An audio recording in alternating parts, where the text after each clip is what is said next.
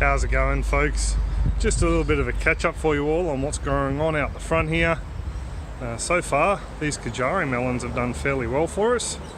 We've got a number of little fruit on there, and I've already bagged them up to try and keep the fruit fly out. There's a couple down the bottom I'm yet to bag up, but I'll get some bags on them soon.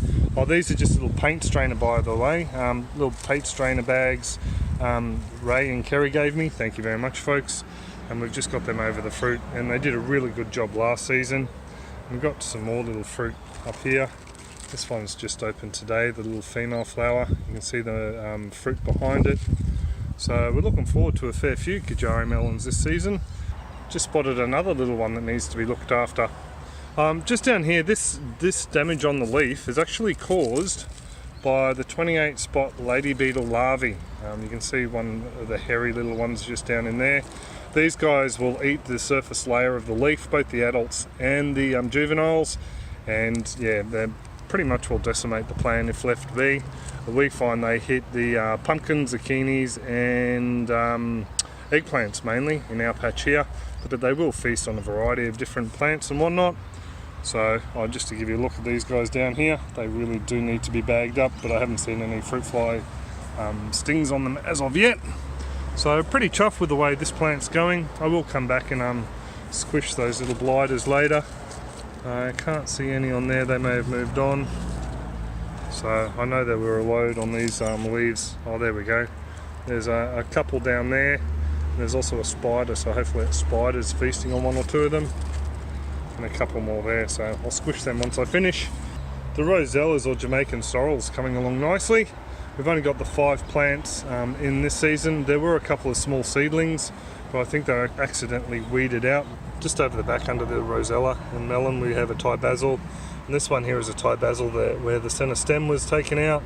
The 2 side branches have taken off, so pretty chuffed about that. A little bit disappointed we're only going to have the 5 rosellas, but I suppose there's always time for us to plant some more because they don't start flowering until autumn here, fall, so that's when we start to harvest those guys. Over here is a bed that I sowed out with corn. Unfortunately we've only had 3 pop. There's 1 there and there's 2 down there. If we don't see anything in the next day or so, I will be buying some corn seedlings to go in, because this stuff there is almost ready. I'll show you that in a minute. But down here you can see the little red, that's the red undersides of the red amaranth seedlings. Plus we have some tomatoes popping up. They'll be the broad ripple yellow currants. And the amaranth, they are a leafy amaranth that we can harvest for salads. But there's so many in there, I think I'll just pull them out as weeds.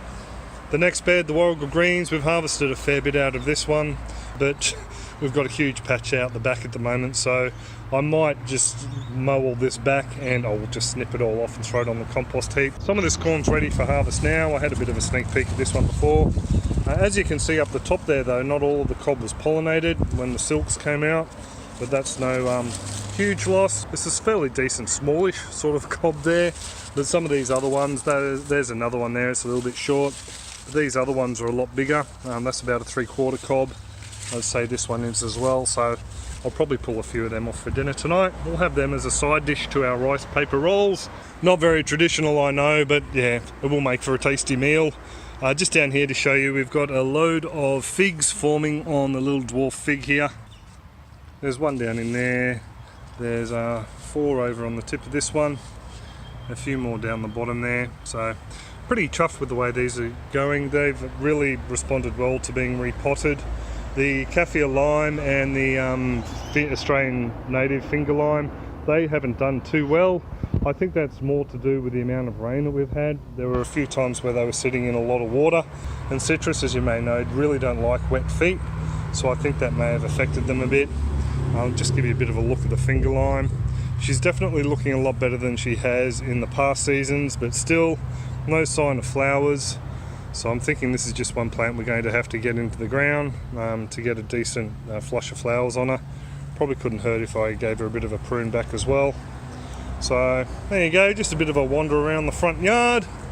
By the way, the skip arrived this morning, so I think I'm going to be a bit busy today. We might end up doing a bit of a clip on the veggie pod, I think, because I need to get those beans out and start off a few seedlings in there. So There you go, folks. I do hope you're all well and happy, and I'll catch you online. Cheers.